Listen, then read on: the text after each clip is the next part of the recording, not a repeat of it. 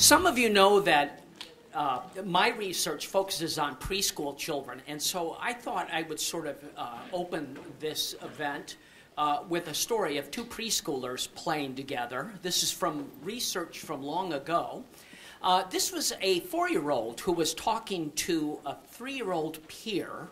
The 4-year-old, of course, was the big grown-up child, and the 3-year-old had just started school. So the 4-year-old is addressing the 3-year-old and kind of showing her the ropes, including how you make a pretend pizza. Here's what she says, and she says this, and you have to kind of picture it in a very adult-like tone. Now, honey, she says, really serious here, I've been going to school for a long time, since I was 1 year old and couldn't even talk. I'm not sure that's actually accurate, but... So, I need to show you how to make the pizzas, and you have to put sprinkles on first. The 3-year-old looks kind of puzzled and says, sprinkles? The 4-year-old says, it's a special sprinkle pizza because Catwoman's coming. And let's say that you like sprinkle pizza, okay? Okay, says the 3-year-old, and she agrees to make pizza. Well, why am I sharing this particular story? Mainly entertainment value, but I do feel like I've been invited to welcome all of you because I have been here at Eastern for a long time, and probably have made quite a few sprinkle pizzas along the way. I'll let you figure out what that means. Sometimes I think I've been here all 125 years. It kind of feels like that in a way. I can't promise that Catwoman's coming, but I can tell you that it's a pretty engaging program that we have. One of my jobs is to kind of share with you what we'll be doing today, so I'm going to run through that. By the way, there's a program on the table, so you can take a look at that, and also a kind of a fact sheet that's at your table as well. So what we'll be doing is we'll be hearing first greetings from our president and our provost. And then we'll have a panel that will be moderated by Dr. Leslie Ricklin. This will be a panel of alumni, distinguished alumni. We're going to have a break, and during the break, we're going to try and engage you in a conversation at your table. Afterwards, we'll have another panel, and this will be a panel of faculty talking about teacher education. And that panel will be moderated by Dr. Koirala, our department chair. So, I have the honor to introduce our first speaker, President Elsa Nunez. I want to say that when I talk to colleagues around the country, I always am so proud to say that we have a president at our university who is really committed to children and families and to teacher preparation. And so it's with great pleasure that I introduce President Nunez.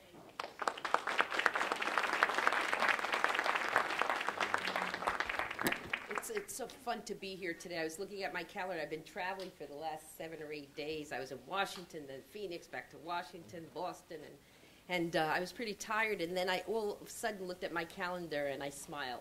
This event makes me very, very happy.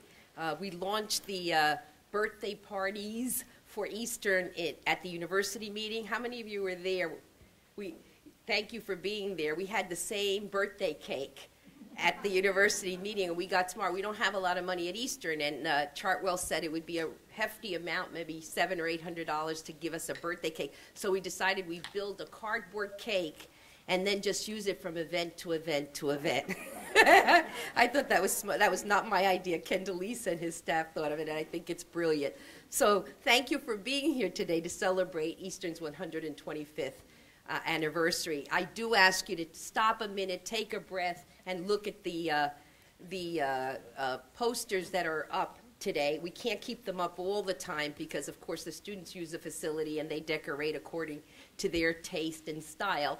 But we want to use these at most events because Eastern's had a great set of leaders over time, and those people have to be acknowledged for bringing Eastern to where it is today. It's never one person, it's always a team. So from the beginning when you had 13 students and the first schoolmaster, and Eastern started educating teachers, it was a small place, but he had a vision.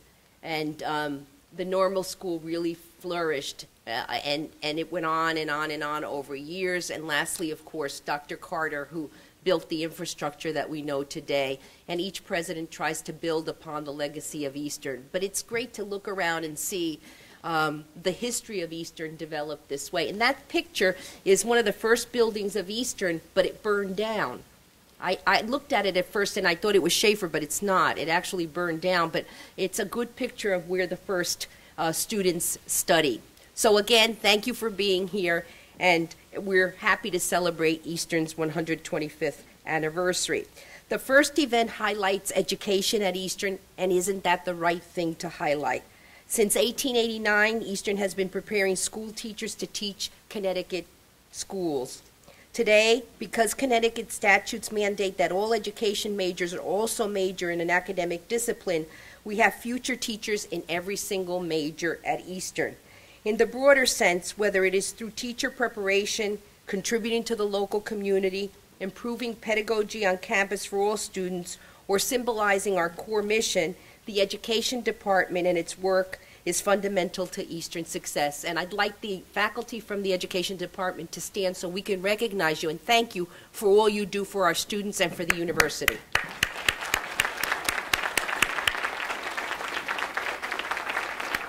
We have a terrific set of colleagues,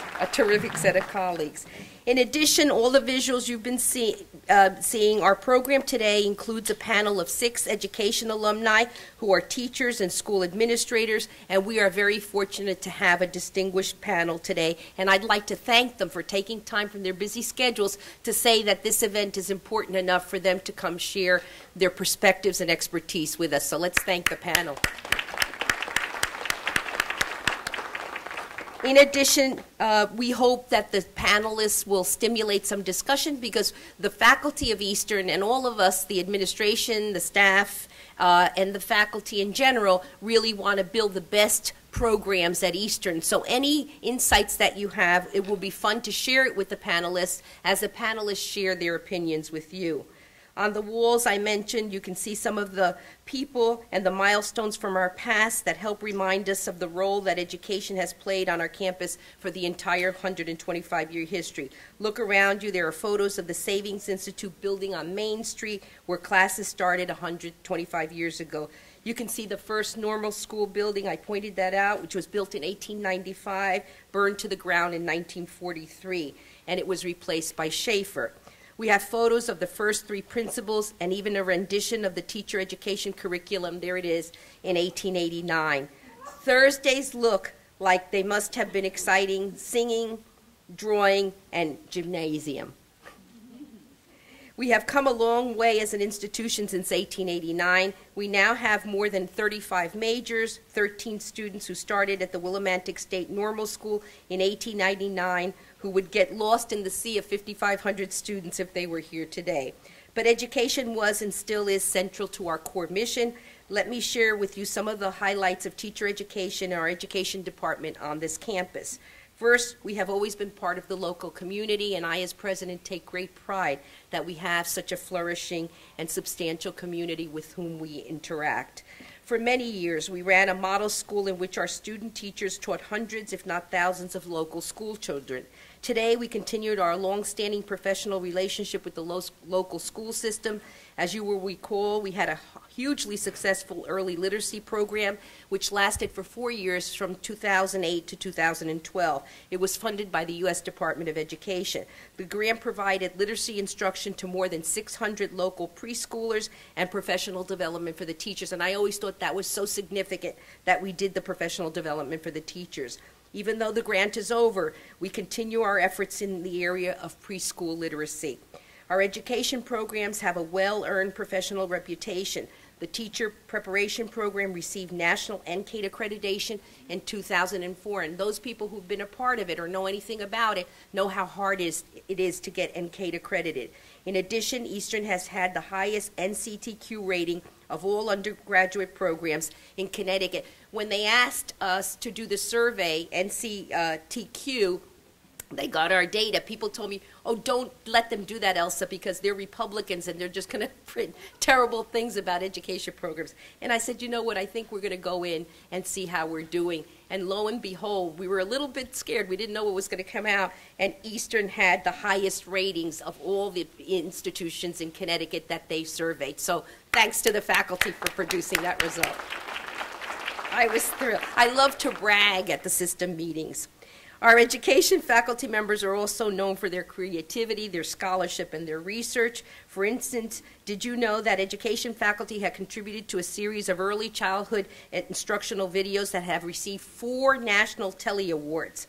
As in so many cases at Eastern, those video projects were collaborations, in this case between the education department, the communication professor Denise Matthews, and media services. And they really, really, if you see how many hits they get those videos, it's incredible. And even internationally, people are watching the videos. We are in the 5th year of the Timpani Toy Study. I'm very proud of that. That's the best Eastern does because it exemplifies a faculty member or faculty members working with our undergraduates to use the research that they have learned in an applied setting. We have gotten reviews as far away as from Turkey to evaluate toys in that country. You can see photos of some of the Timpani Toy Award winners on the walls around you. Some of them are the same toys we played with as children. And Jeff will tell you that the old toys often win the prizes because they're very basic, very simple. You don't need a lot of gadgets. Over the last 25 years, education faculty members have also received more than $10 million in grant money to conduct innovative research and advanced pedagogy. In addition, our education faculty members have presented their research in more than 20 countries across 6 continents. Isn't that amazing?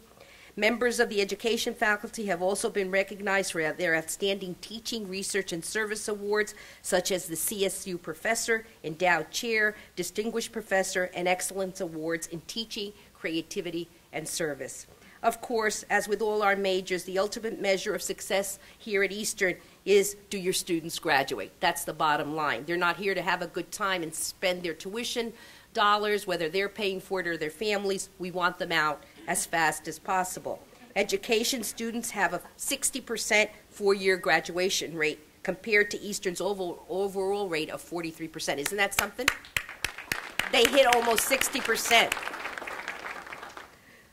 Excuse me. Education students have a 96% 6-year graduation rate compared to our 51% overall 6-year graduation rate. When you consider that one-sixth of all students desired to be teachers, you can see that our 125 years of preparing teachers for the Connecticut schools is successful, and we are popular.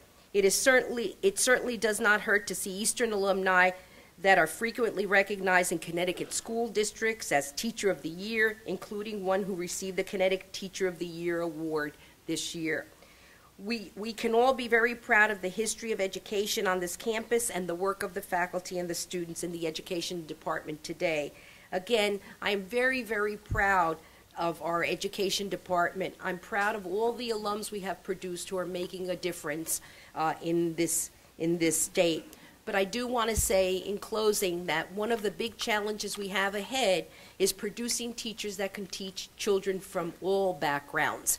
We're very cognizant of the fact that the demographics are changing in Connecticut, and just as it began in 1889 with a different demographic, today in 2014, the demographics are quite different. It is the responsibility of the administration and the faculty to make sure that when our teachers walk out the doors and say, I want to teach in Hartford or New Haven, where the children come from very modest backgrounds and have great challenges, that those teachers are centrally and fully prepared to take on that challenge. The children need our teachers in this state, and we need to be vigilant, we need to be proactive, and we need to be as innovative as possible to make sure that they can address the needs of the changing demographics in the state, just as they met the needs in 1889. Thank you.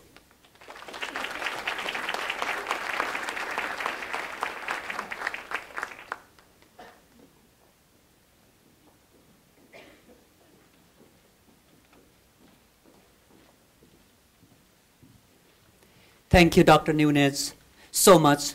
We appreciate all the support that we get in the education department Now I'd like to introduce Dr. Rhona Free to make some remarks, but I'd like to say a few words. Just like other departments at the university, education department focuses a lot in excellence in teaching and innovative pedagogy, learner-centered epistemology, where we want students to be engaged in not only in classrooms, but in different activities. And we have a provost, vice president for academic affairs, who was not only recognized for teaching excellency and innovative pedagogy at Eastern, not only in Connecticut, but the whole country, the United States of America. And in 2004, she was honored as the U.S. Professor of the Year by the Carnegie Foundation, and we are extremely proud of that. I also like to say a quick thing that Dr. Free and Dr. Nunez, they deeply care about education, and we have recently, we have a task force where faculty from the education department and various faculty from arts and sciences, we basically, problem solve and how we can improve the education of the students, how they can graduate, and how they can be best prepared. And Dr. Rhona Free has provided enormous amount of support for the education task force, and we are really grateful for that. And it's my great pleasure to invite Dr. Rhona Free to make her comments. Well, thank you, Hari. That's very kind. One of the reasons I think that I was able to improve my teaching enough that I won this award that I got in 2004 is because at a small institution like Eastern, you can learn from colleagues in all different departments. And I learned a lot from listening to presentations and workshops by the education faculty. I learned new concepts like authentic assessment, which when you're an economics graduate student, you don't learn about those things. So I think I really benefited from being at this type of institution and learning from my education colleagues. I want to make one quick reference to something I learned yesterday because it relates to President Nunez's last note about making sure that our teachers are prepared to educate all students. Yesterday, Dr. Close and I were interviewing a candidate for a faculty position in American history, which is his area, and so he was asking some questions about her research and pointed out something I didn't know, which was that Eastern hired the first black professor in the entire state of Connecticut, and it was in the education department, and there's a fascinating story about it. And there's a picture right there. And so I didn't really appreciate what a significant hire that was, that we would have had the first such faculty member in the state. But I'm hoping now that I know it, that Professor Close either writes something about this or makes a presentation about it, because it really is wonderful. And so that's one of the reasons that it's such a joy to celebrate 125 years of Eastern's history, starting out focusing on the education program. President Nunez has given you a perspective on the scope of the change that has occurred in our programs to prepare teachers over the last 125 years and summarize the successes and accomplishments of our faculty and graduates. Right now, we have about 500 students at Eastern who are in a program that will lead to teacher certification. That's double the number at Eastern in 1950, when the only bachelor's degree we offered was in elementary education, a degree that prepared teachers for nursery school through 8th grade. At that time, there were 56 faculty in the whole university. Now we have 200 full-time faculty. And there were some very familiar names on the list of faculty in 1950. J. Eugene Smith, Francis Geisler, Betty Tipton, Robert Wickware, and Margaret Wilson. All of them have buildings or major campus facilities named after them. So while there has been tremendous growth in the teacher education program, there is a strong legacy and also a very interesting parallel between the old teacher preparation curriculum and current changes underway. In 1952, students took 2 full years of coursework in the liberal arts. before they started taking education courses in their junior year. In their last 2 years, only 6 credits out of 66 were not in education courses. There were no electives. All of the courses were required. Students started doing student teaching in the junior year and spent 2/3 of their time in their senior year in student teaching. Now, over the last 60 years, in order to comply with changed certification requirements around the country, there was a shift away from the traditional type of teacher preparation. Over the last 60 years, students have spent less time in education courses, less time on the liberal arts, and less time on student teaching. But for a host of reasons, though, at Eastern, there has been growing interest in letting the pendulum swing back to a teacher preparation program that allows students more time to develop a broad background in the liberal arts, especially for early childhood and elementary education candidates. More time as student teachers, and more time on courses that are designed to teach aspiring teachers how to teach. Eastern's education faculty, along with faculty in other disciplines, have developed an innovative new model, a liberal studies degree that students complete along with their courses in elementary or early childhood education. While still allowing students to graduate in 4 years, it will ensure that they have the background to teach children about astronomy, geology, literature, civics, economics, and math. It will ensure that they learn the most modern and evidence-based methods for how to teach those subjects. And it will ensure that they have spent a lot of time in early childhood and elementary classrooms practicing and developing their teaching skills under the supervision of experienced mentors. While much of this is a return to the approach reflected in the curriculum of the 1950s, Eastern Education's program will be on the leading edge of incorporating modern methods with this traditional approach. The new liberal studies major will make Eastern's programs distinctive. It reflects our unique mission as Connecticut's only public liberal arts college, but also our long-standing commitment and track record of producing outstanding teachers. As we go into the next 125 years, we can anticipate having buildings named after our current exceptional faculty, more graduates who become teachers of the year, and new recognition for leading the way in blending the best of the traditions of teacher preparation with innovation and evidence-based practice. What a perfect moment this is to celebrate our past as we use the lessons from our history to design a new program for the teachers of the new millennium. Thank you very much.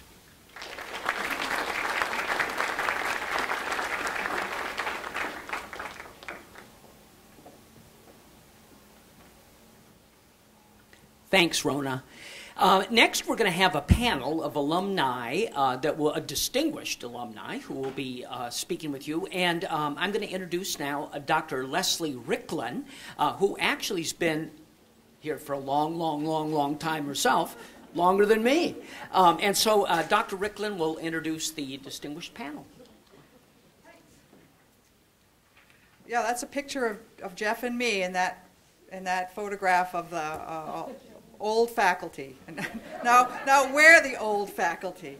In fact, we're the only 2 left here, some of whom are in a holier place, I think, as well. So, over the years, we've worked with many fine faculty in our department, and you've heard a little bit about them from Dr. Nunez and Provost Free. But we're here to really look at and talk about the alumni and the difference they are making in the field of education. And over the years, any of us could tell you how many wonderful students we've had in our classes, those who have taken gone the extra mile of writing up a project and getting it published, or doing a spectacular job in student teaching and being recognized for that. So it was a difficult task to narrow this down to just 5 people. But I think we've got a panel that is absolutely stellar. People who have taken their degree and their careers have gone off like rockets. So without further ado, I'd like to invite the panel here to come up to the stage, and I'll introduce them.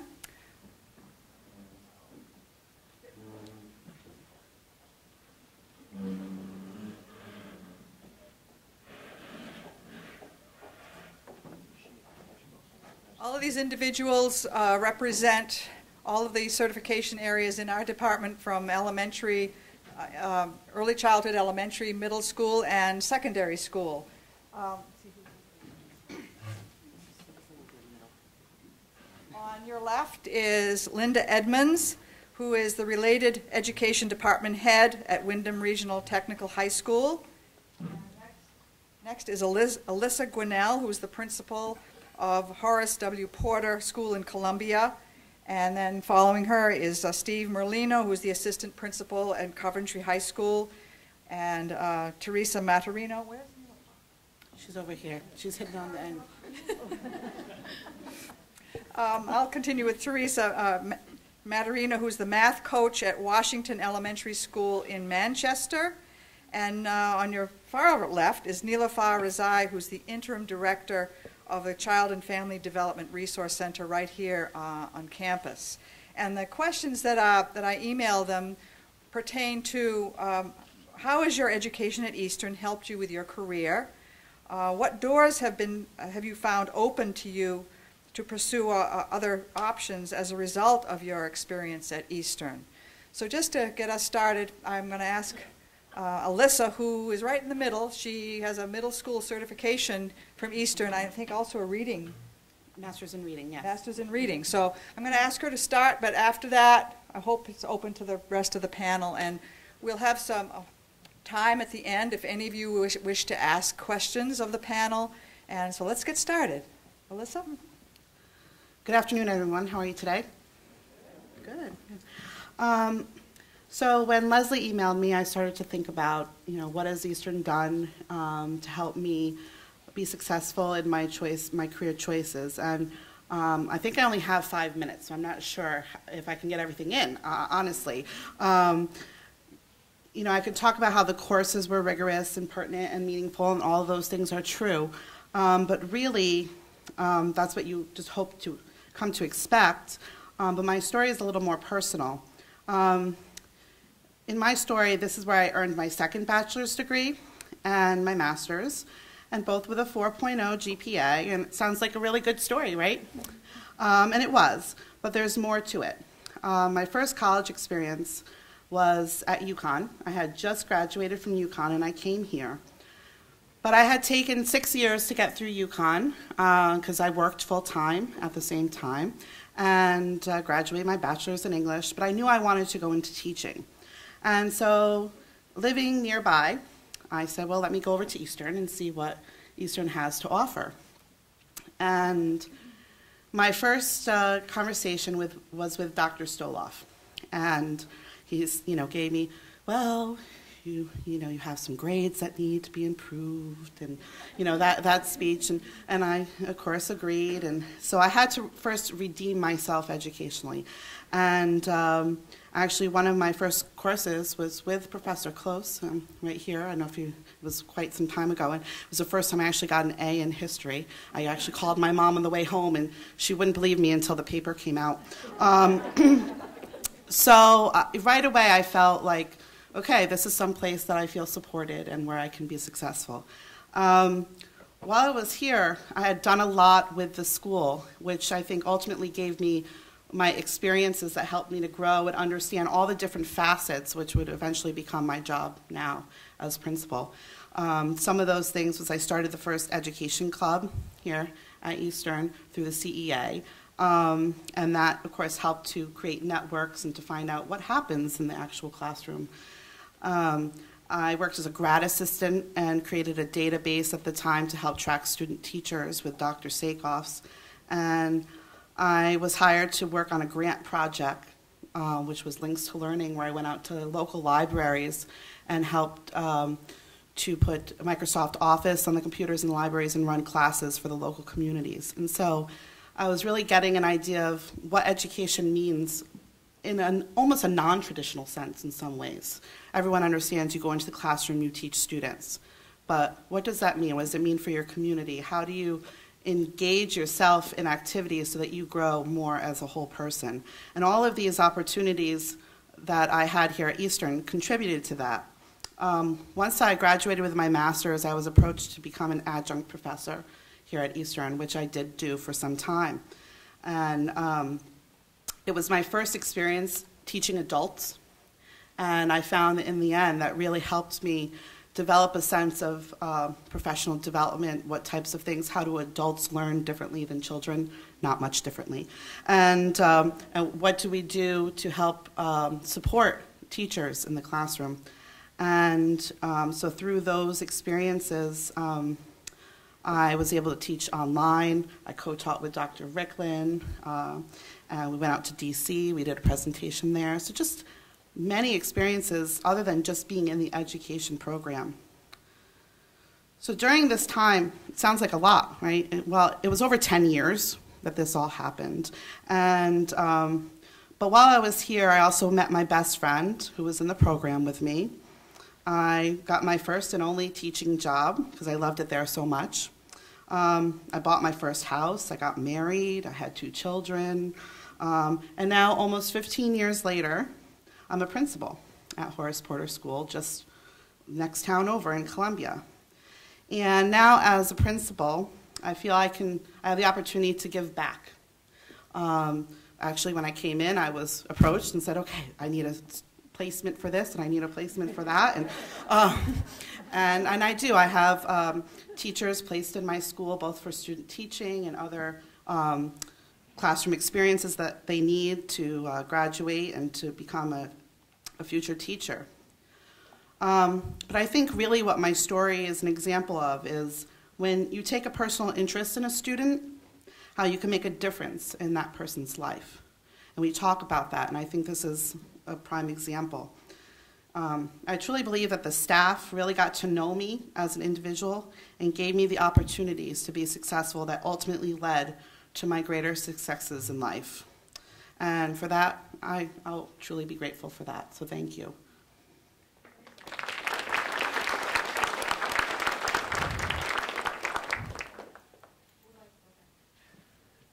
I'll follow up. I should have gone first because she pretty much said a lot of the things I was going to say. But so very much like your experience, I also have been to 2 larger institutions. I did my undergraduate at Rutgers, and then I was in a master's program at UConn. So while I'm a lifelong learner, I never thought I'd be a lifelong student. So even after all those years of schooling, I still left not knowing what I wanted to do. I had all of this experience, all this formal education, but I still wasn't sure what I wanted to do. So I took some time off to be a stay-at-home mom. And I got back into the workforce by taking a part-time job in a tiny little preschool in a basement of a church in my town. And it was at that time where I realized I like young children. I think I can do this. I want to, pursue a master's degree in early childhood education. It was a very traditional preschool program, part day, very cookie cutter. So I enrolled at Eastern. I enrolled in the master's in early childhood program here. I met with Dr. Trawick-Smith, and he told me a little bit about the program. I took my first class, and the class sizes, the first thing I noticed was the size of the classes. They were so much smaller, which made the faculty so much more accessible, able to tailor to my interests, which was really wonderful. And the other thing I noticed is as I was going through the coursework, I was able to take the theory and actually find a practical application of it into my classroom. And I noticed over time that the traditional preschool methods that I had just sort of walked into were not working. So I, was able to take the innovative research, and these guys do have their finger on the pulse of, the most current methods in early childhood. So I was able to take that and slowly start and begin to infuse it into my program and grow as a teacher, but really grow as a reflective teacher and really develop into an early childhood educator. So during the time that I guess I was halfway through my master's program here, there was an opening at the Child and Family Development Resource Center for a preschool teacher. So I decided to apply, and it was the best thing that ever happened to me, because not only was I now at Eastern, but I was really, the program at Eastern really is something that is mirrored at the center. So again, the coursework and my actual career as a classroom teacher were really meshed with one another. So again, a real wonderful opportunity to be able to grow as a teacher and have the support of the faculty. And especially when I came on board at Eastern, the faculty were very supportive, offered me opportunities to go to conferences, present at conferences. So I'm fortunate for that, because all that helped me grow as a professional and as a good teacher. So I'm really thankful to now, what I feel very fortunate, because not only am I an alumni of Eastern, but I get to work with the people who I call mentors on a day-to-day basis. So for that, I'm very grateful, and I'm continuing to grow because I am in their presence, and they still do take me under their wing, and I still am able to go to them and seek advice, and we do collaborate. So I really consider myself double fortunate to have the opportunity. So thank you.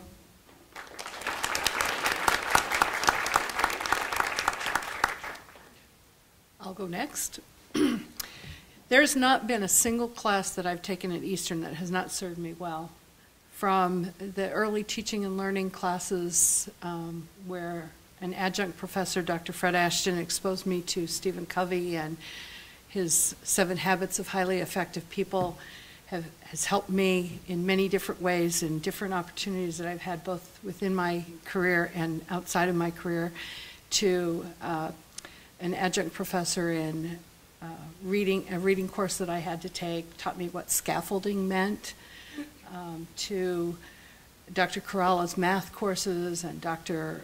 Stoloff's Computers in the Classroom, Dr. Ricklin's learning centers, and all of the different methods that I've learned in the coursework here.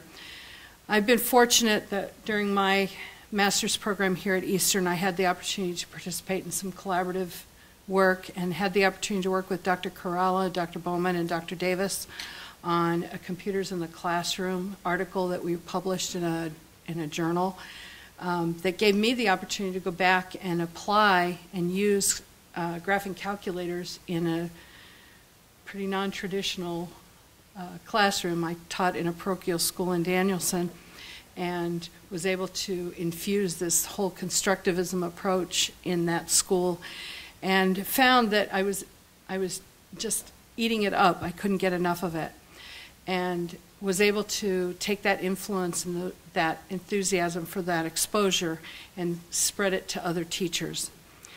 I was also able to prepare myself to move into a bilingual classroom and to teach math and science in a bilingual classroom right here in Willimantic. And then I made a big change and went to a traditional middle school and then to the technical high school system, where I've been for the last 11 years. And I love the opportunity to work with a non-traditional kind of high school population.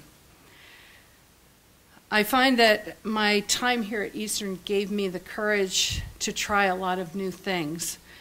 And I served about 3 years as a solar system ambassador, and I thought that was kind of nifty, and learned how to, got certified to be able to hold moon rocks and present moon rocks to my students and different parent groups. I was able to apply and received a Toyota Time Grant to do a practical summer program for my bilingual students when I was at Windham Middle School, where I took them to places like the post office, Pine Acres restaurant, where they learned to order breakfast in English and calculated their meal and their tip and their tax. We went to Devil's Hop Yard and spent a day there looking and exploring nature and just doing all kinds of fun things that helped them to build their literacy skills. I've had the opportunity to progress in my career to where I'm a department head, and I love that position because I have the opportunity to work with teachers and help them to stretch beyond just the regular classroom and to become a change agent. And I think that as professional educators, we have a responsibility to take a look at education and be able to communicate what's happening in the field of education to the public and be the voice of what the needs of our students are. I've had the opportunity to come back to Eastern to take cooperative teacher training, to take mentor training, to become a team mentor. And recently, my personal interest is in the area of professional development and adult learning. And so I'm working on developing models for seed training and helping our teachers in our school to be able to implement that new evaluation model. And I've also had the opportunity to be an adjunct professor here and to work with new pre-service teachers. So as I look back at my time here at Eastern, I've made connections with important people who I know I can turn to at any time when I need some infusion of some enthusiasm or some resources or other important things to help me continue to progress and grow in my career.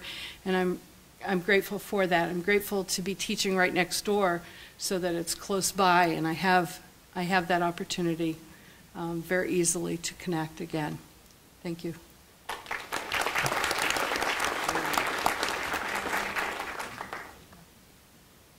Hi, everyone. I guess there's some common themes here, and which is good because it helps me summarize the first 3 points that came to my mind when I thought about what I wanted to share about Eastern. I guess because I wanted to make sure Eastern continues with these important traditions. One of them is that I think everyone who's spoken so far has said that you came here with previous education background, similar with me. I had an undergraduate degree and I had my master's degree. And what I was so appreciative to do when I came here is that it had a flexible graduate program that I could learn from, not just from the faculty, but from the other students as well. And I appreciate that because I had a search. I'm not originally from Connecticut. I had a search at other schools, and I did not find the same opportunity. So that for me was very important. I think it's important to continue with that, especially in education, as it is so important for teachers to continue to develop their own learning. I stress that so much, and I think there's this thought that somehow, you get your undergraduate, you get your master's, and then we seek certifications for certain positions, but that's not what I'm talking about. I'm talking about opportunities to keep learning and grow, because we need that. Excuse me, as a numeracy coach, I work a lot with the teachers, and I work at a school where there's a lot of transition of teachers recently, so I'm constantly looking and considering ways to support them with the development, not just the pedagogy, but the content that they have to teach, and sometimes it seems daunting to do so. So often I say you can always take one course or two and continue to learn in that manner. So for that, I'm very grateful. The other piece was that as I said, I'm not from Connecticut. When I came to study at Eastern, I didn't realize that Eastern was fairly well established as a teacher's school. I work in Manchester, and we have several teachers who have gone there from Eastern, always sought out, looked upon well, and I think someone had mentioned earlier, a lot of them have been Teachers of the Year, and then become mentors themselves, as I was fortunate to become. Thank you again to my continual relationship with Dr. Koirala, who keeps me in touch and informed about opportunities and what I can do here. And so I was able to mentor an Eastern student as well. Unfortunately, she moved out of state, so we didn't keep her. The other one is that, for me, having a close professional community is very important. Eastern is the place that provides that for me.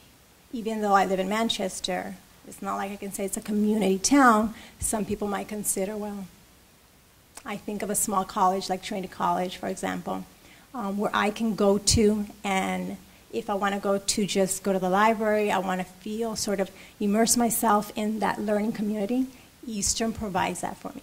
But more importantly than that, what it's done for me is I became interested. I became a numeracy coach. I became interested in math Not so much because I consider myself a math person, as people like to say. I enjoy reading as much as math. But what I noticed when I went into education, there wasn't the support for professional development in math as there was in reading. And that's what turned my interest to math, because I said, wow, math is not straightforward. There is a process that we have to learn. And that's what got me started. But over the years, I had to pay for most of my own professional development. Now I'm fairly fortunate to get it free from Dr. Koirala. I will consult him on a regular basis, and I will schedule appointments for, in the evenings, 4 o'clock, an hour and a half, and 4 hours later we're still talking. And I then go back to my community and I deliver PD to teachers based on what we do here. And that is so meaningful to me that with the new teacher evaluation program, which they're still trying to decide in our district how to evaluate someone in my position, I noted when they asked me what kind of resources I needed, one that was important to me, I said, I need to have contact and time, release time, to collaborate with my mentor at Eastern. And that was, honored. So when I was asked to come here, even though, yes, it's a busy schedule and I have to look at my clock because I have to be back by 3 o'clock, I asked my boss and I said, I owe it to go there. So I'm very happy to do that. So I'm trying to stress that Eastern has a very close contact and lots of opportunity to reach those children that we need to reach. So even though I'm done with the formal graduate studies, I'm glad that I have that opportunity to continue to come and learn. So those are the points I wanted to stress.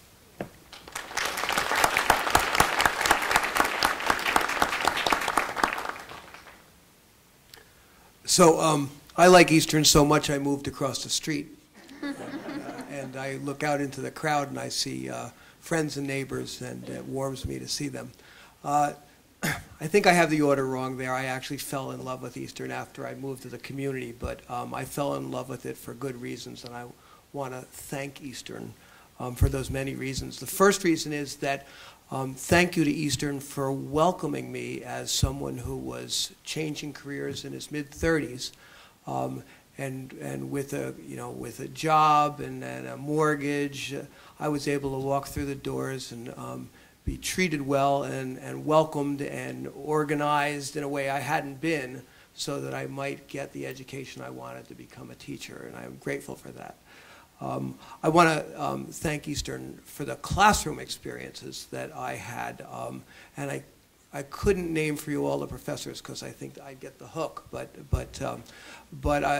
since a couple of them are here, I want to thank Dr. Ricklin for teaching me so much about applied learning and something that really was a standard in my own teaching and something that I look to support the teachers I work with today in. I want to thank Dr. Gruenberg back there, because Anne was so great at teaching me about children with exceptionalities and teaching me of the ways to work and support with those students.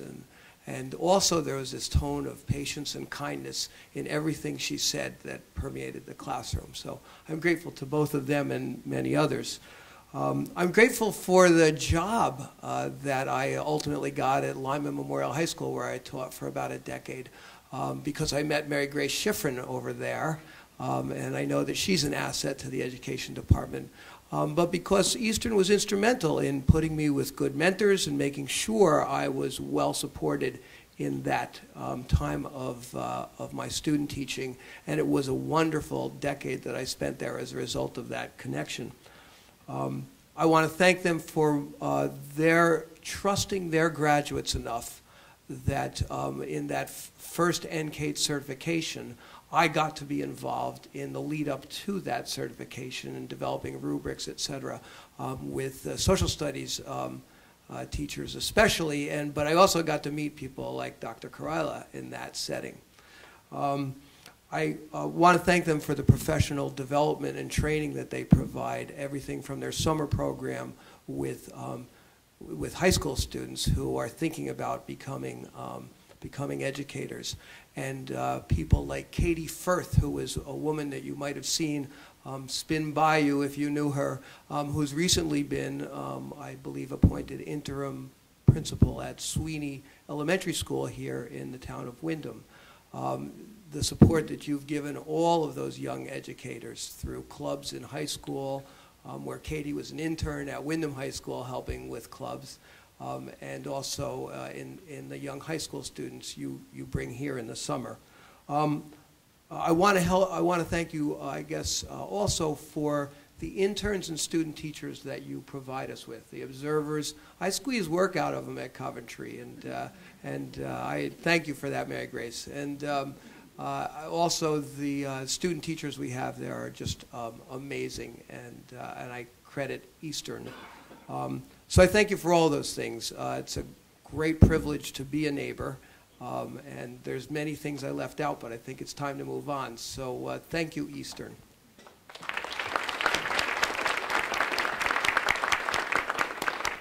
You can see what outstanding educators they are, and I'm so excited that while they had the same questions, they've all made their own personal turn on how they built their careers around it. We have some time if anybody out in the audience would like to ask any of our panel any questions. Is there anyone who'd like to pose them a question?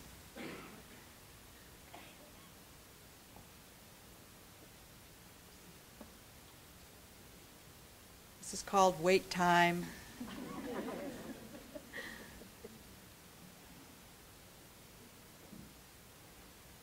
Okay, I have a question. Anne. But you can choose not to answer it. But I have a question about the changing field of education, and particularly those of you who are in public schools. And this year, with the new teacher evaluation, Linda, you mentioned that, and the Common Core, we've certainly integrated that into the program, but also school safety issues, and to have those three very intense priorities occurring simultaneously. I wonder if you could comment on your perception of how things have changed and how we're going to get through this together, how we can move forward positively. I think as a teacher, and I'll speak before the principal speak.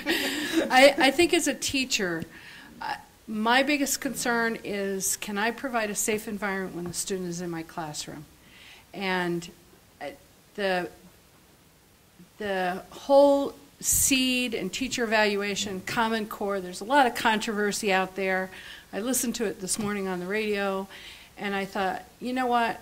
We just want the best for our kids. We want our kids to be able to graduate and function and compete and be able to be productive adults. And if that helps us to stretch a little bit, I know that when I was here, I had to stretch. I had to do some things that were not comfortable. When I came here, I was not a constructivist thinker. It took a while for me to switch over. It took a while for me to become comfortable doing that. But I found that as I made that switch, that I was able to become a better person because I was able to do more than if I stayed within my little box. So I think it's just something we have to have more dialogue about. Well, Anne, you made me think of C. Wright Mills, and that's a citation maybe some of you are familiar with. He wrote that people experience their troubles, their stressors, in a personal sense, but quite often they're not aware that they're statistically part of change in a bigger way, and that's constantly a challenge. And he used the term, we must all have a sociological imagination about that relationship between our personal troubles and our public challenges. I think that it is kind of a perfect storm of things going on in education, and I notice in my own faculty a great deal of stress. How that relates to day-to-day practice, I want to line up with Linda here a little bit and think about safety, that when my faculty are stressed, their capacity to be tolerant and to be patient is challenged. as is my own, as is yours. And I think that these are challenging times for teachers in that very reason. They see that, they realize that, and they worry that they have to fortify themselves so that none of that, not one bit of it, comes through to the kids. And that's really, really hard. All we can do really to make a school safer, I think, is climate. There's special locks and things like that, but what we can do in day-to-day practice is work on climate.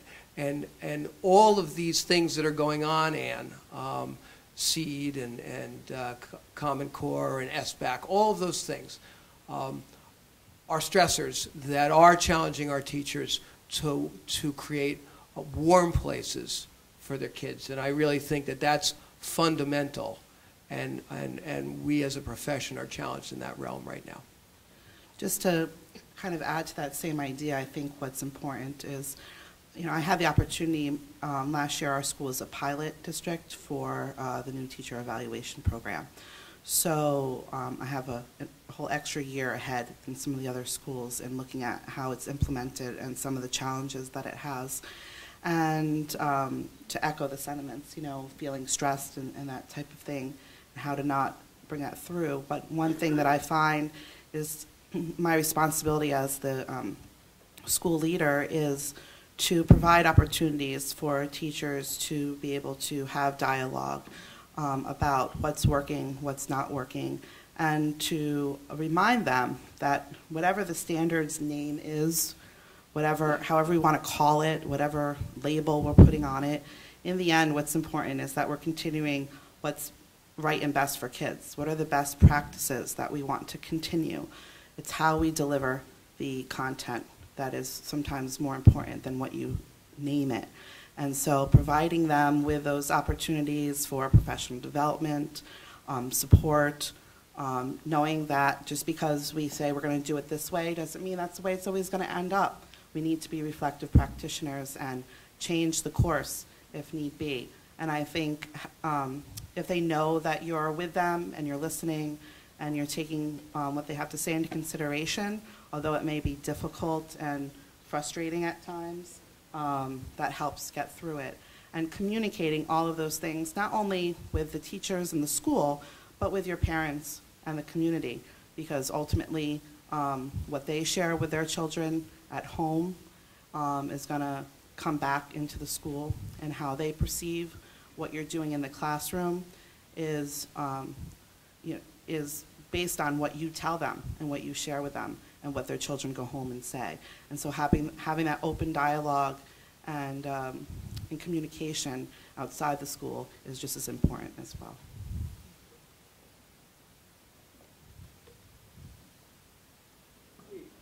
Could I ask you why or how, perhaps due to Eastern, Coventry High School was recently listed among the top 10 private and public high schools in the country?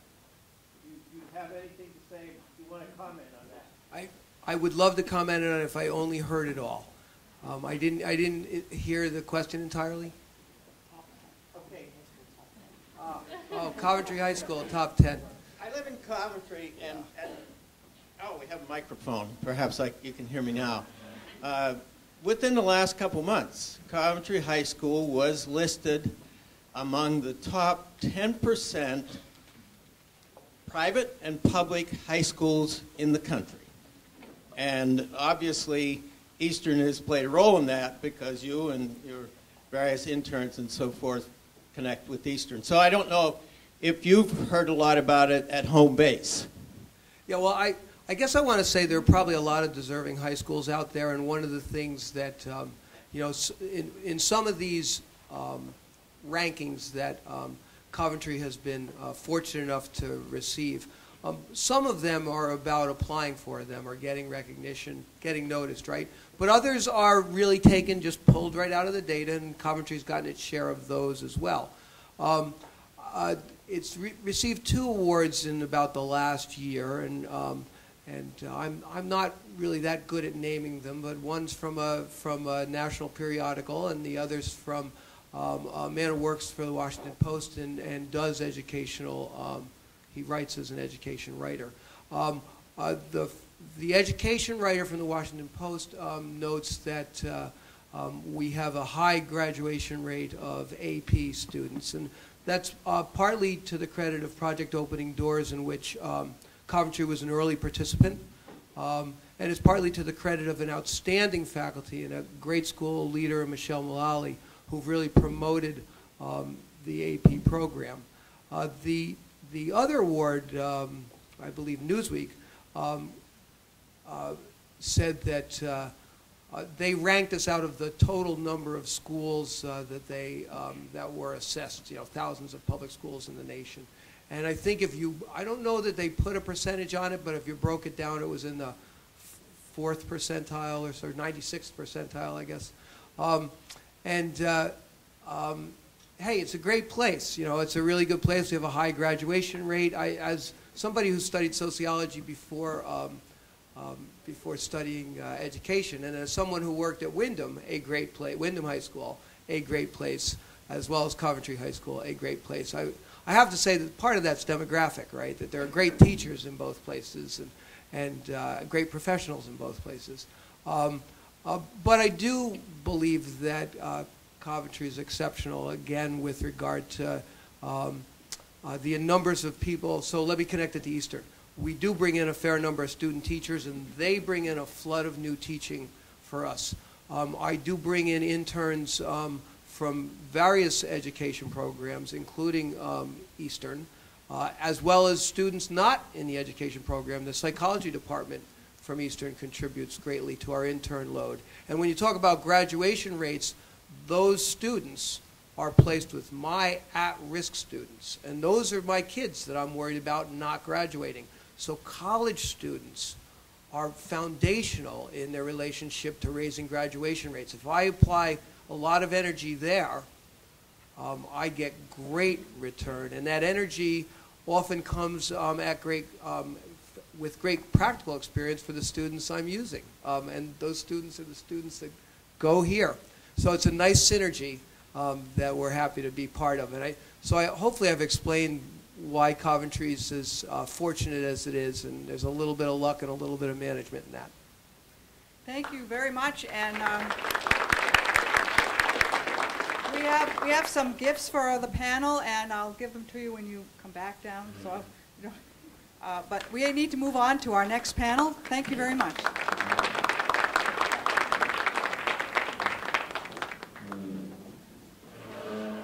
I think we'll need to make a quick transition here. Is this on? Yeah. And I think what I'll do is I'll introduce Dr. Hari Koirala. I guess you've already met him. Most of you know Hari, our exceptional department chair for the last few years.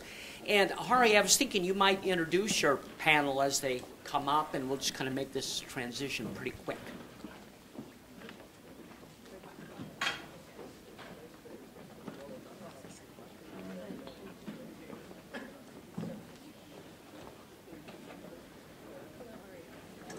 Thank you, Jeff.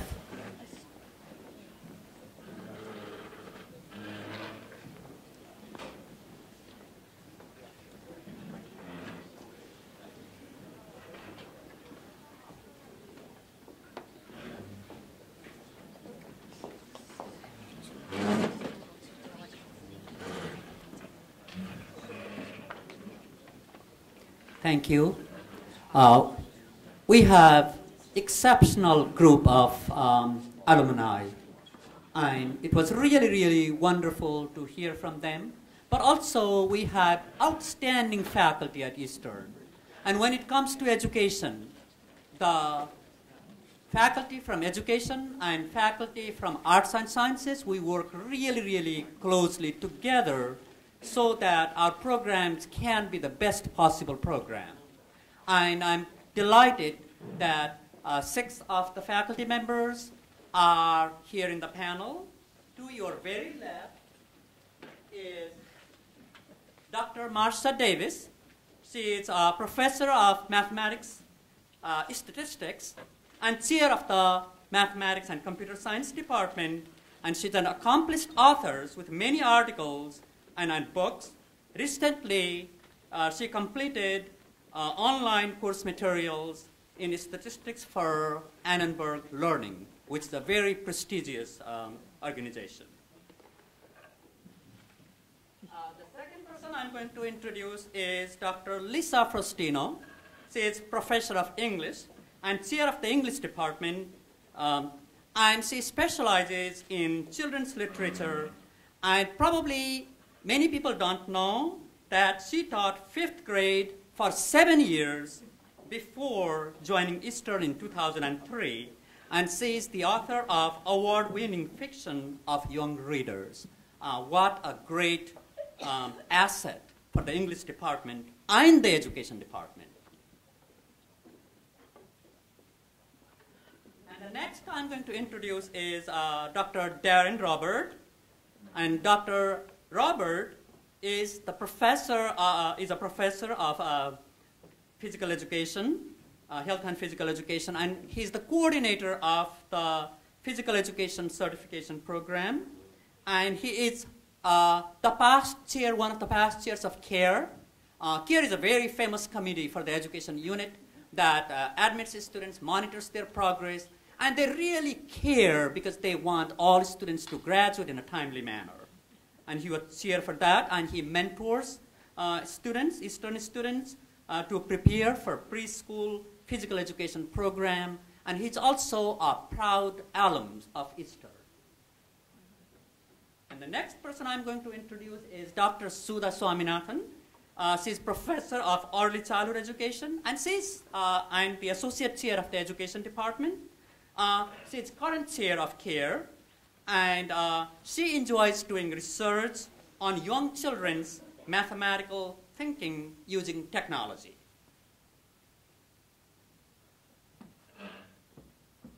And we have Dr. Anna Kirschman. She is professor of history and chair of the history department. She came to Eastern 17 years ago. She specializes in immigration and ethnic history. She has many scholarly publications, especially in Polish American studies, including a recent book. And then we have Dr. Peter Dejewski. He's a professor of environmental art science, and he's also the chair of the environmental art science department. And Dr. Dejewski has been recognized at Eastern for many of his accomplishments, especially developing the advising program for students so they are better advised, so they graduate in time, and also for teaching, engaging students in learning, and also promoting undergraduate research at Eastern. And I really like to thank all of our panelists. Thank you.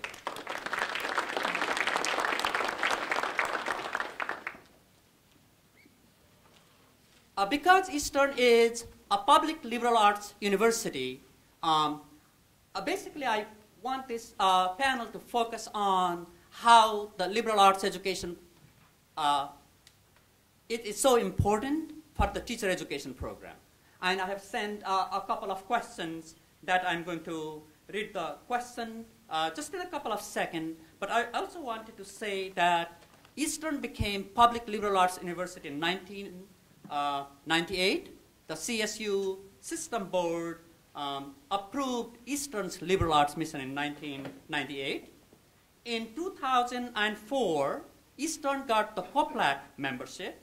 But what was really interesting to me is Mr. Ed Osborne. He's the director of university relations, and he sent me all kinds of history about Eastern.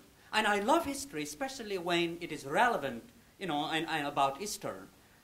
And what I found very, very interesting is, although Eastern was recognized as public liberal arts university in 1998, but in 1955, President Smith, he actually stated in one of the yearbook, and he asked students to consider themselves as liberally educated persons. So I think that term was already there. And also, what was even more interesting to me is I got to see the curriculum that was used in 1889. September 3, like when the classes began. And this is what the curriculum covered. And I'm going to read this. Okay? In 1889, the curriculum at Eastern focused on physics, chemistry, physiology, writing and language, both English and American literature, arithmetic, algebra, inventional geometry, history, geography, drawing, gym, psychology, and pedagogy, and also observing and training in model school.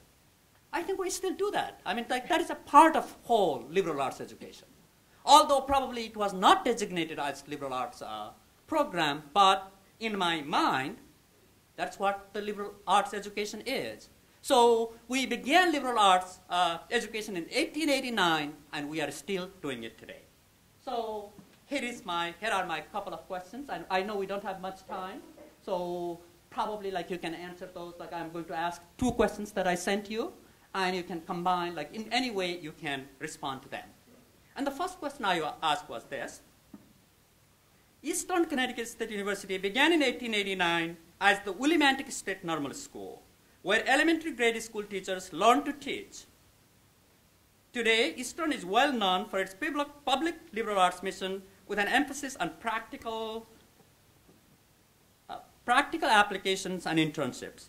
Consistent with its mission, teacher education program at Eastern rely on liberal arts education students receive in different departments. And the question is this: how does your department contribute to Eastern's education programs that are based on liberal education? I think I'm going to ask the second question as well, so that we can finish this in a timely manner. The second question is, Eastern has a long tradition of collaboration between the education and arts and sciences faculty to provide the best education possible, so that teachers not only know the content knowledge in their field, but also know how to deliver it to their students when they go out in schools. Could you provide an example of a collaboration that you or your department colleague was involved in? And hopefully there will be a natural beginning on somewhere.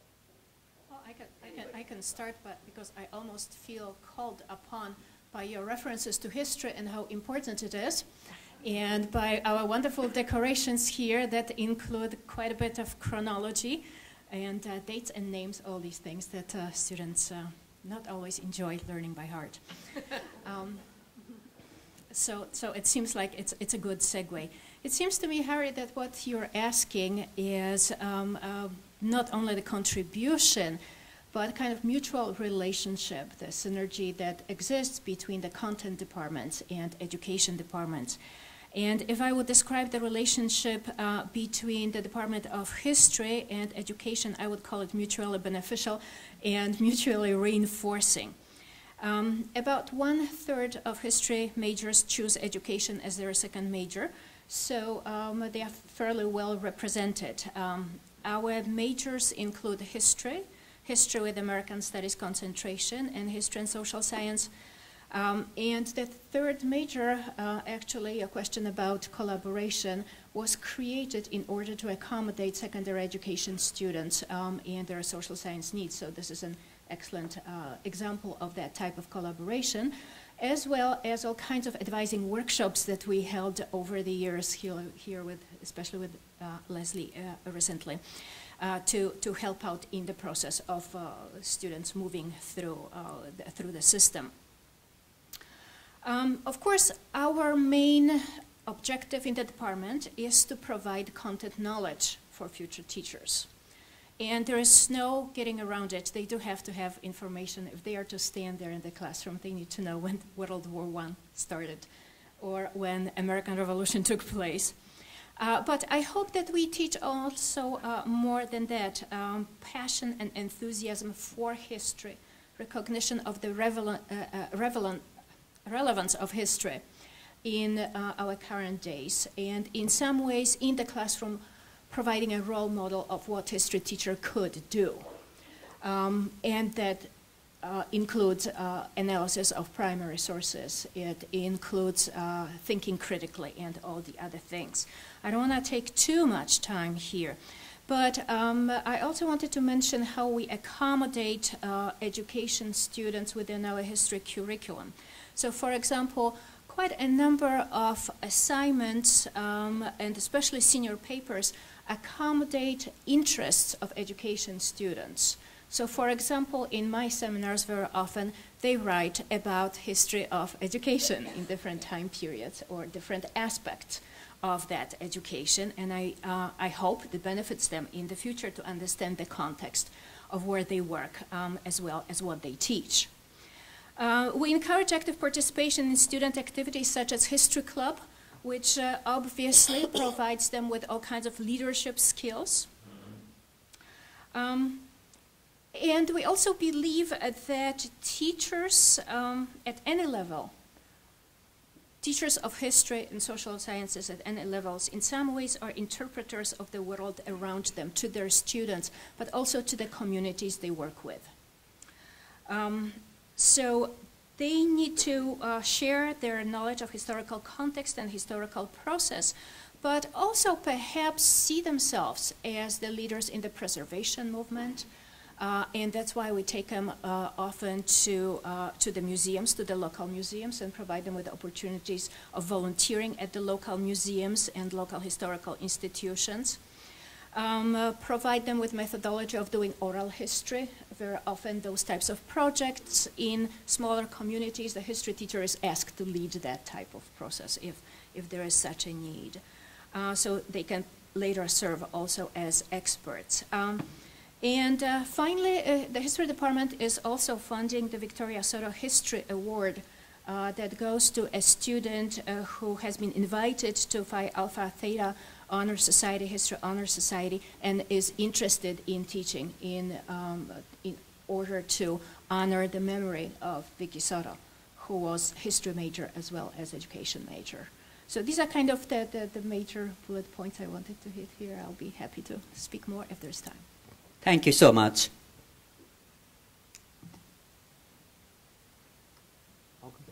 One of the missions of not only Eastern's Liberal Arts program, but our entire teacher certification program at Eastern is to improve student learning in the public schools. To me, that's the most important thing we do here at Eastern. Not just Windham public schools, but all around Connecticut. The collaboration that we love to do with Windham public schools is really, it's a two-way street, but we benefit from it so much. They tell us how much they like our students in their public schools, but our students benefit greatly. As both principals said earlier about how our students do affect public school learning. That's our mission. We have to have that happening each and every day. I want our public schools to beg for Eastern majors. And I know at Horace Porter School, the physical education program there was comprised of 3 Eastern graduates. I know you've had a turnover with someone going south, and I know that Windham Public Schools have many, including 2 brand new folks this past year from Eastern. And that's wonderful for us. It's great to impact the community in which we all live in. One of the great parts of being a professor is to give back to public school teachers, whether it be through professional development or whether it be through our own program changes. I've been speaking with many physical education teachers across the state, and in the last spring, I spoke to 75 about our new PE program. And I brought it forward to them, and each change that was made for our new program starting in the fall was because of a direct result of their concerns, their wishes, their needs in the public school. And that collaboration, for them to see that our program is changing based on what they need for our teachers, our beginning teachers, to be able to do for their students is what we're here for. Collaboration among our faculty here at Eastern, we just got through a marvelous collaboration with the communications program because we were lucky enough at the Early Childhood Center to receive 2 brand new climbing walls, an interior climbing wall and an exterior one. If you haven't gotten to have seen them yet, please come on over and see them. They're just marvelous. But the best part about it is the communication majors documented every step of the way of those climbing walls coming to Eastern. and the video is on the CECE website, and we'd love for you to take a look at it. But it shows everything from them being installed to the teacher in-service training to our physical education training to the children's first day and the ribbon cutting ceremony. Just a marvelous part of it. And with our president and director Tinker now having to go to other meetings, I can assure you that they have already agreed to put new climbing walls in the front of the science building as well. That should take place within the next year. So collaboration happens at every level. Thank you. You're going to be climbing the walls over there, Marcia. Sounds good. I guess I'll talk. Maybe I'll harken back a bit to the question that was posed previously about all the changes going on in education and the Common Core and things like that. I think in the English department, one of the most important things we do is help our students learn how to respond to change, how to think clearly, creatively, critically for themselves when faced with something new. Unlike history, which is kind of unchanging, although we can change our view of it, but it's there. Literature is a new thing all the time, and children's literature in particular, you think about generations of children, it only takes 5 or 10 years for there to be a huge sea change in what children's culture is like and what kinds of children's books are being published and read and popularized. Just today they announced the Newbery and Caldecott winners. Did anybody notice that? Yeah, Kate DiCamillo won the Newbery again. Anyway, I think that's something to think about, that one of the things we do at Eastern, because of being a liberal arts school, we foster the ability for students to think and respond to change. And we do that well in the English department, I think. We serve all the different education programs at the different levels. As you all know, I think you probably all know, the education students have to have another major besides education. So the secondary students who want to teach English will all major in English, of course. So we try to work with those students to give them the curriculum that they'll need to go on and do their jobs teaching in the world. We also have quite a few early childhood and elementary education majors. And we've been taking part in the task force that I think Dr. Free was telling you about earlier when I was walking in. I'm not sure I caught everything there. I was teaching a class. I was teaching a writing for children and young adults class this morning, just before this. So the English department has taken an important role, I think, along with several other people here on the panel, to help forge this new liberal studies major that will help the early childhood and elementary education majors prepare to face the changes out in the ever-changing world of education in the state of Connecticut and in the United States of America, which is a constantly moving target, I think we could say. I want to tell you a couple quick anecdotes about my own experiences that I've found to be fun as a teacher here at Eastern. One of my very first experiences when I came here was to teach in what was called then the Blue Sky program. Everybody remember that? That was the first year program where 2 classes could be linked together and professors could collaborate. I clustered a class with Shirley Ernst. You remember her? She was my counterpart in the education department. She specialized in children's literature. And she taught an introduction to education course. I taught introduction to literature. We had them scheduled back to back in the same classroom, and we collaborated on the whole semester's work. The final project was a joint project for both classes. In Introduction to Literature, students were learning about drama, and in the education classroom, I can't even remember exactly what her theme was anymore. I think it was back in 2004 or 3. But what we had them do was to create a script and act out some kind of a play and take it out into the schools where we performed for the children. And it was just amazing. It was a wonderful experience for me collaborating with Shirley, for the students being able to connect very closely the work they were doing in English and the work they were doing in education, and then to actually go out in the schools and interact with the students and with the teachers there and present the literature. One of the presentations they gave, I believe, was their version of the Grinch, the Stole Christmas, the Seuss story. So they scripted that and acted that out. They made the costumes, they did everything for the students. And then one that happens more often and still happens and just happened last week, as a matter of fact, is bringing authors to campus at Eastern. I often collaborate with Susanna Richards to do that. Last week, this time it happened to be her being the point on it. The Simon & Schuster, the publisher, sent a panel of 3 young adult authors who had they were releasing their new books. They were sent on tour. So they got to come to Eastern. They visited my class that I had just before this panel to talk about writing and publishing. And that's just really an awful lot of fun. And I could go on, but I won't because I know other people need a turn. Thank you. I guess I'll go since it's going in this direction.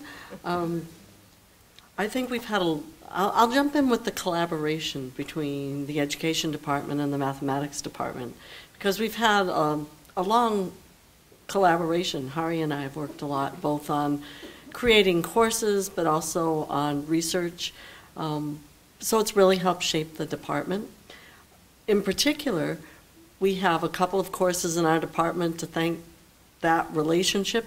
One is when we were looking to get NCATE accreditation, we didn't have a geometry course, and we were sending out teachers who maybe would be teaching high school geometry without any other background in geometry other than what they had when they themselves had been in high school. So we created together geometry, and also we changed our math stat course, the old mathematical statistics course, and made it a much more vigorous sort of data analysis with some probability course where students could actually go and analyze data and not just look at the mathematics you would use to model and analyze data. So that was sort of the beginning of a big influence in terms of the mathematics department, and that gave us NCATE accreditation for our program. So we're grateful for that. But I also want to talk a little bit more about creating the course Applied Probability and Statistics. And one of the things that we've done recently, that's become our writing course. And the major project that students are doing in that course is to analyze data from Monitoring the Future study, which is the study that goes out, and this is the 12th grade students. Students in my class actually work with those data. I should say about 50% of above 50% of our students want to be teachers of some kind. So I thought, what better project to work on than to actually have my students in my statistics course be doing some research on the students that they might be teaching. So they actually go out and get the data and have to decide on a topic. The data from Monitoring the Future has questions, there are hundreds of questions, everything from demographics to students' educational background to students' educational goals, their work goals, their religious background, political preferences, and then another big category is drugs and drug usage. So it's everything that the students in my class might be meeting when they get to a 12th grade class, if that's the level they happen to pick in terms of teaching. So it's had sort of a profound influence on that class because I picked a subject that they could not only be doing the topic of my course, but also learning about the students that they'll be teaching. I guess that's a pretty big, I've listed 3 courses in a major that the collaboration between education and mathematics has been quite great. So Thank you. Suda told me I have to go next. But I'm representing earth science here, and the sciences in general and earth science in particular have many of the same sort of goals in liberal arts education that I've heard mentioned here already, developing critical thinkers and also trying to demonstrate how the content that we teach relates to the world around them.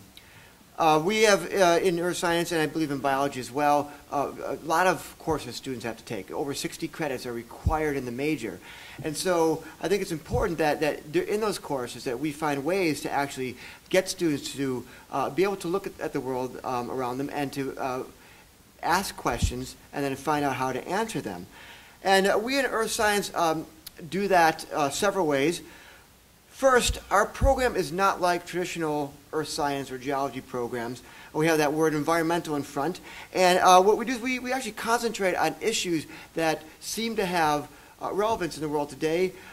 We have people here who study groundwater availability and contamination issues. We have our energy track, so people looking at future energy issues. Looking at coastal problems and natural disasters, people looking at that. And then also we have a program in geographic information systems, which is used not only in sciences but in urban plannings and by political planning and things like that. So we take a science, but we actually expand it and give it in a way that students should be able to see how it relates to the world around them and how it relates to the cultural changes and societal needs. And also the very nature of earth science, being that our field area is the world, makes it a topic that allows us to explore the world in our classroom. We can take them to places that we've been in our talks and show them not only the geology there and stuff, but also the cultural and expose them to things like that. So we do that as best we can in the classroom, but another thing that we have done fairly successfully, and even more so now that we're kind of back up to full staff, is to trying to provide real-world experiences for our students in the form of internships, also in the form of independent studies, and we've been working a lot on that right now. Basically, what we do is we take our students out in the world where they collect their own data. They have to interpret it and analyze it and come up with some conclusions and hopefully apply it to some problem that relates to an issue in the bigger world. I don't know if it's fortunate or not, but our sciences look at two of the biggest problems the world faces right now, one in energy security and the other in global climate change. And so it's fairly easy for us to find things that students are interested in and enable them to actually go out and figure out how to ask the right question and how to answer it. And we have worked a little bit with education throughout the years. I know myself and Drew Hyatt and Fred Loxham were involved for a number of years with Gwinnell and Kathy Tanhill over dealing with Summer Academy, where teachers were brought in from middle school usually, and we kind of worked with them and basically offered our science and to them, and they offered their teaching techniques back to us. Went very well, and I really enjoyed actually doing that. It was a great experience to basically to work with other educators from different levels of education.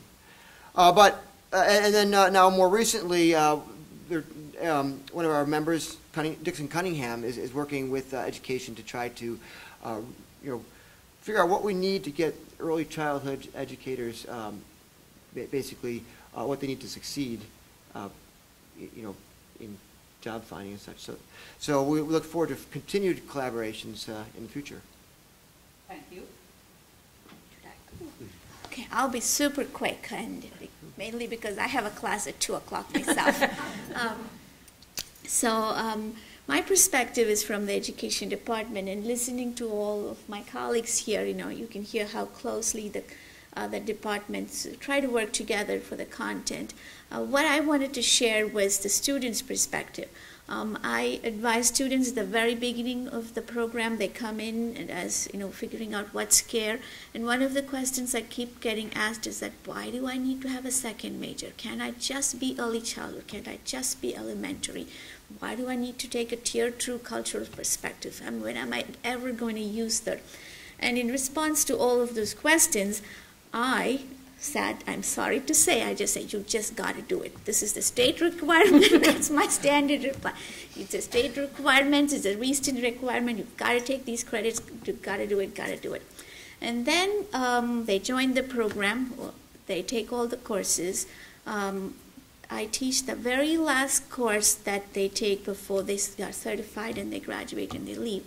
And the very last thing in that very last course is a question that I either post as thread discussion online or in class, where I say, how did your liberal arts education help you become a better teacher? Or how have the two majors helped you? So I change it up, but pretty much the same questions.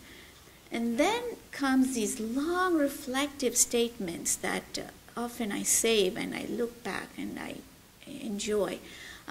First and foremost is, there are three trends that come up. First and foremost is this complete and utter surprise that actually my history major helped me. They're just always surprised. Or that something they learned in English they actually used in their student teaching. So they're just totally surprised about that. And then there is another trend, and I'm in no particular order, is this kind of a poignant reflection that they say, oh my God, both the majors were so hard. I can't believe I actually completed both of them. And so there's a sense of deep pride in that.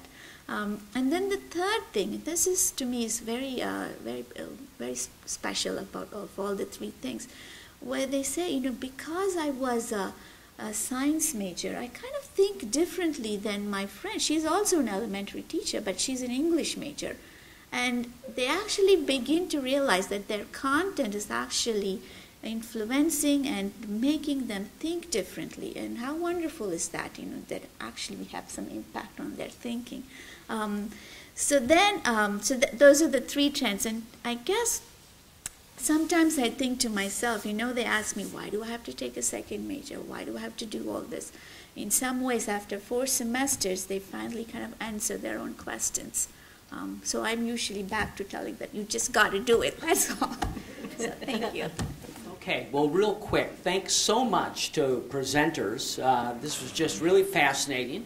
And I wanted to thank all of you for coming and celebrating with us. This is really an exciting time, 125 years that we've been preparing teachers here in Connecticut.